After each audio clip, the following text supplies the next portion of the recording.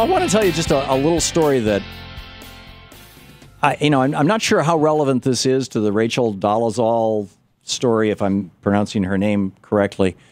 And it's like the reporters now are hunting her on. I'm watching this on TV. It's like she's resigned from the NAACP. One of the people who taught me a lot about white privilege was Andy Shalal. Andy is he lives here in Washington, D.C. He started and owns the Busboys and Poets restaurants. And he's a brilliant guy, very, very smart, and a decent human being. He ran for mayor of D.C. in the last election, and he didn't win, but we had him on the TV program. We tried to promote his candidacy.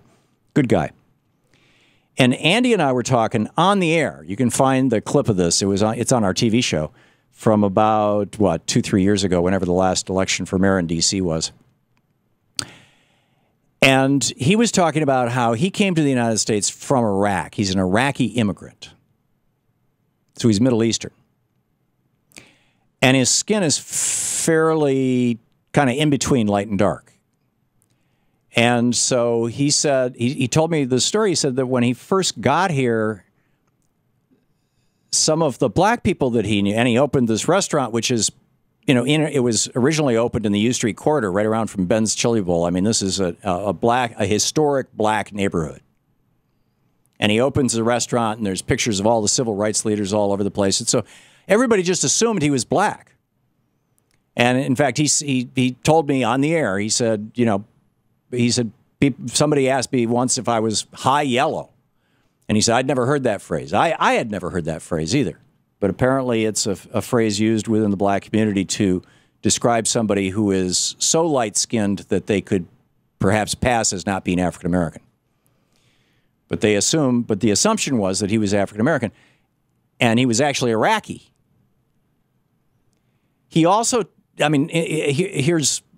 I said Andy taught me so much about white privilege. He trains his wait staff. He said, there actually is a difference in the life experience of white and black people that informs how they will respond to you as a waiter or waitress, depending on how you behave.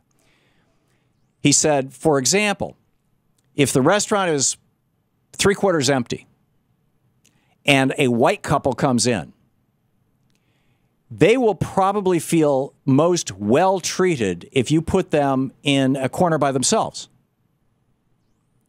But if a black couple comes in and you put them in that corner by themselves, they will feel like they've been disrespected, like they've been pushed out of the mainstream. So you want to sit them, not next door to, but in proximity of everybody else. And I noticed it was just a funny story. I took the Amtrak home, the 9 p.m. Amtrak. I think it's the last Acela train. Home from New York Friday night after doing my TV show there from the Talkers Convention. And this whole train car, Acela is more expensive than the regional, so it's not as full. And they both run every hour. The regional is a 4-hour trip. The Acela is a 3-hour trip. And I was willing to pay the extra for the faster ride. I wanted to get home by midnight. And it was a good thing I did. And so anyhow, I'm sitting in this train car, and there are 2 of us in the train car as they were boarding in New York. There was a white couple that was about 8 seats back behind me, and I was pretty much right in the middle of the car in my seat on the right-hand side of the aisle. And a black woman came in, and she sat right opposite me in the same aisle. The entire car is empty.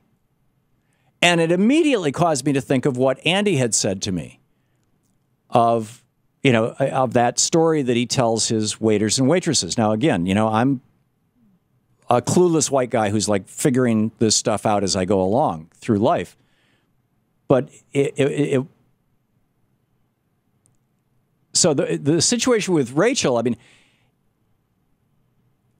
it seems to me that her crime was lying about her family, saying that one of her parents was black, saying that her adopted child was actually her biological child. If she got a scholarship at Howard by saying that she was black, that actually is, I believe, a crime. It's certainly a moral crime. Working for the NAACP, the NAACP hires white people as well. But, it's like, what do we do with this whole racial identity thing in the United States? And how do we, okay, here's the white privilege speech, right? The privileged white guys will say, how do we just get past it all and be like Stephen Colbert used to say, I don't see race. Right. Well, that's white privilege. But what do we do with this? And what should be done with Rachel? Or what should she do? I mean, now that she's been outed, this has to be devastating to her. And yet, she was telling these lies. And lies that may, in fact, have been destructive. But I think it's beginning an interesting national conversation on where race begins and ends.